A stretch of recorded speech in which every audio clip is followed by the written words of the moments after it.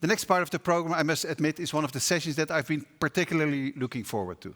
With us today, we have a highly experienced problem gambling professional, Floor van Bakkum, who is the new team manager, player protection at the Netherlands Gambling Authority. Floor, welcome to the stage again, and the floor is yours. Thank you. Thank you.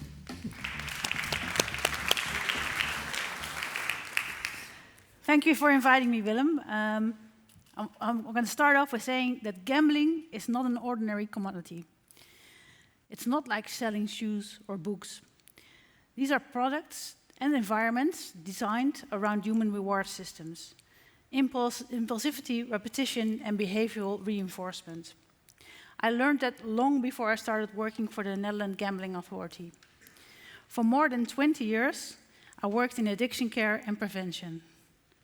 I spoke with people who had lost everything: money, relationships, sleep, and control. This experience fundamentally shaped the way I look at gambling today. Gambling products are not ordinary consumer products, because societal costs and health harms extend far beyond the individual consumer. Every day, people get trapped, lose control, and pay the price, financially, socially, and emotionally. The online environment makes it easier than ever. Fast platforms, push notifications, personalized offers, all designed to keep people gambling. And the moment we acknowledge that gambling is not an ordinary commodity, player protection stops being just a side obligation. It becomes central to whether society continues to support the legal market. Because modern gambling environments are not simply passive marketplaces responding to demands. They actively shape demand, with aggressive marketing campaigns, constant visibility, and normalization of gambling. This especially affects young people and vulnerable groups. The question is not only how it serves people who are actively looking for gambling products, it's also how many people are encouraged, persuaded, and repeatedly nudged into gambling who otherwise might not gamble at all. People ask me why I moved from addiction care and prevention into regulation. The answer is actually quite simple. I realized that if we truly want to reduce gamble-related harm, we must influence the system itself, not only support the people who are already harmed by it. Support and treatment matter a great deal, but by the time people arrive at addiction care, harm has already escalated, sometimes for years. According to recent data from LADES in 2025, more than 3,000 people were seeking help for gambling addiction. This is a 13% increase compared to 2024. This increase is primarily due to people experiencing problems as a result of online gambling. And make no mistake, this is just the tip of the iceberg. And that raises a fundamental question. What kind of gambling environment are we creating in the first place?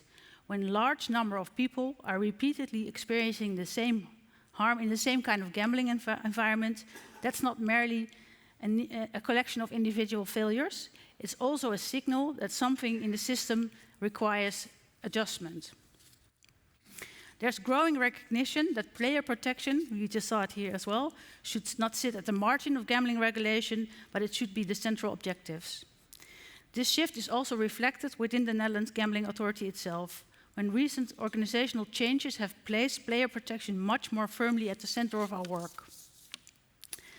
And today I'm here to call upon you. Player protection cannot be the closing paragraph of the business strategy. It must be the starting point. The question for this sector is not whether protection matters, the question is whether you are willing to take it seriously and act before harm actually occurs. At the beginning of the year, an investigation of the program Zembla showed something alarming. Popular streamers, many with a huge following of young people, were promoting gambling platforms, even legal ones, despite explicit bans. This example shows something troubling. It's not only illegal operators who keep pushing the boundaries. Legal providers are also at times testing the boundaries of regulation. And every time that happens, the sector chips away at the trust society places in it. Trust that once lost is extremely hard to regain. When people hear the term gambling harm, many still think about severe addiction. The stereotype, someone who has lost everything, extreme debt, crisis. During my many years in addiction care, I met a lot of people who do not fit that stereotype. Many never imagined this could happen to them, and often harm was invisible for a very long time. Work continued, social life continued, while debt, stress, and shame quietly escalated. Our understanding of gambling harm is changing. The Lancet Public Health Commission has shown that it's not just about the vulnerable person that everybody talks about. Harm exists on a spectrum. Financial stress, sleepless nights, fight at home, mental health struggles, problem at work, stress in families, and kids growing up in unstable environments. And here's the tricky part. Harm often starts small, quiet, invisible, long before anyone says there is a problem. If intervention in gambling environments only focus on the extremes, it's too late, way too late.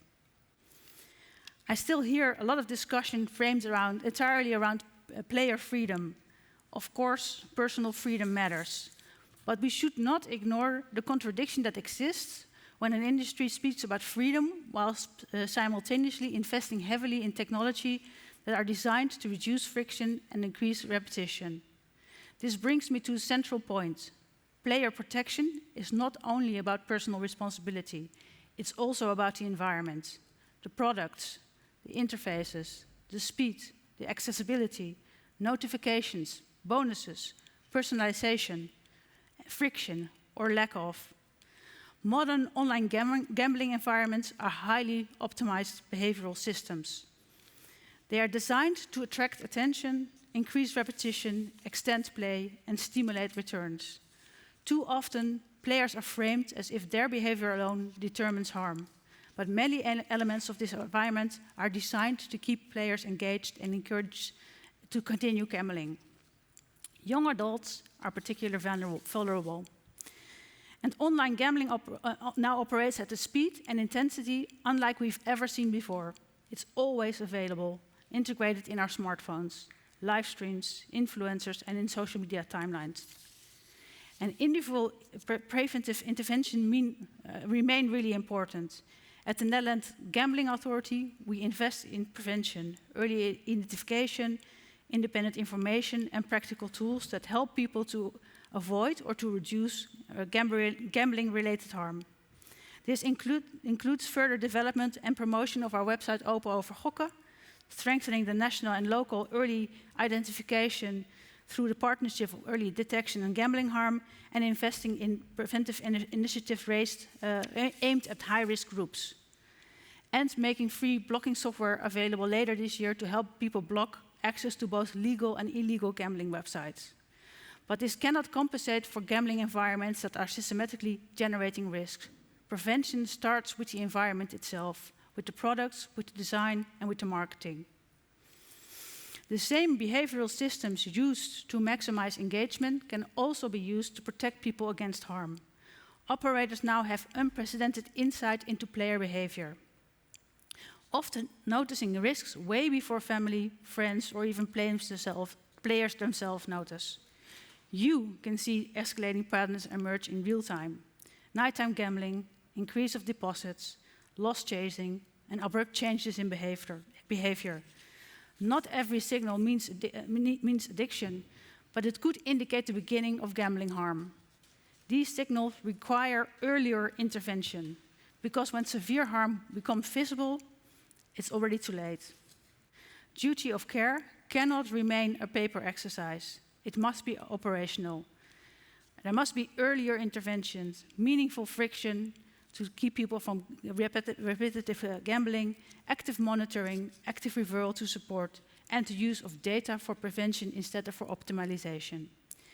Frankly, I believe the industry still underestimates how much responsibility comes with possessing this level of behavioral intelligence. With great predictive power comes great moral responsibility. It's often said that stronger protection drives players to illegal operators. Illegal markets are real, yes. The Netherlands Gambling Authority is doing everything in its power to address this issue and to prevent illegal operators from accessing the Dutch market. This is a huge challenge. Illegal operators are a serious problem. But a regulated market is not just justified simply because it's legal. It's justified because society believes it is safer and more responsible than the illegal alternative. And there's another consideration that's important. Discussion about channelization often focuses on players who might leave the legal market. But not every player confronted with friction turns to the illegal market. For many, protection actually works as intended. They gamble less, start later, or do not gamble at all. We need to be careful that we do not turn the existence of the illegal gambling market into a universal argument against stronger protection, because then we create a very dangerous line of reasoning, that every meaningful protective measure immediately becomes unwise because illegal competition exists. If we follow that logic consistently, player protection will always lose the argument. The existence of illegal operators should not push the legal market to become more trusted. The existence of the illegal operators should not push the legal market to become should become more trustworthy, not less protective. I have never supported a total ban on gambling. Years of experience with high risk or illegal products taught me that prohibition rarely makes demand disappear. People seek excitement, risk, and reward. That reality requires regulation and protection, not denial. But acknowledging that prohibition is not the answer does not justify unlimited persuasion or continuously nudging people towards harm. There's a profound difference between allowing gambling and engineering environments designed to maximize gambling harms. A mature and regulated market should not ask, how do we get as many people as possible to gamble? It should ask, how do we prevent gambling? How do we prevent the ones that are gambling from getting into harm? Yes, there is tension between commercial interest and player protection. More gambling often means more revenue. Longer sessions mean more revenue. Higher engagement mean more revenue. Even providers who position themselves as responsible contribute to normalization through marketing and growth targets. But the future of this sector will not be decided by short-term growth. It will be decided by whether society believes the sector is generally preventing avoidable harm, even when that could be commercially uncomfortable. Real and credible protection, that is what recreates and sustains trust.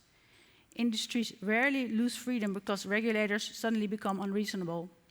Industry loses freedom when society stops trusting them. And honestly, that process has already started. I do not believe the future is predetermined. The sector has the tools, the technology, the data, and the behavioral insight to provide effective protection. The challenge is cultural. Are you willing to redefine success? Not how do we maximize engagement, but how do we minimize preventable harm? Because trust is not built with words, it's built through restraint, responsibility, and protecting the people from harm. Because the future will be decided by whether society continues to believe that the benefits of a regulated market outweigh the harms. That's the challenge ahead. Thank you.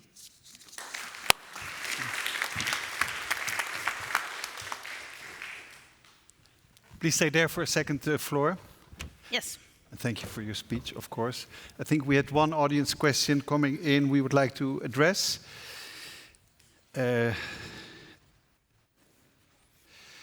Long question. Without dismissing, Floor, the harm gambling can cause, can there still be room for the idea that gambling can be fun?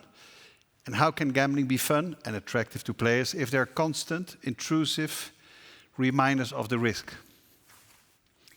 Yes, I think I can acknowledge gambling can be fun. Of course it can be, and of course there's people who are doing that. And we should always try to find a balance between making sure that people still enjoy what they're doing and preventing risks. And that's always a balance that we have to find together. But nowadays we see that there's so little friction in playing the games that more people are actually experiencing harm than actually having fun. Okay, clear. Floor, thank you very much for joining us today. Thank you.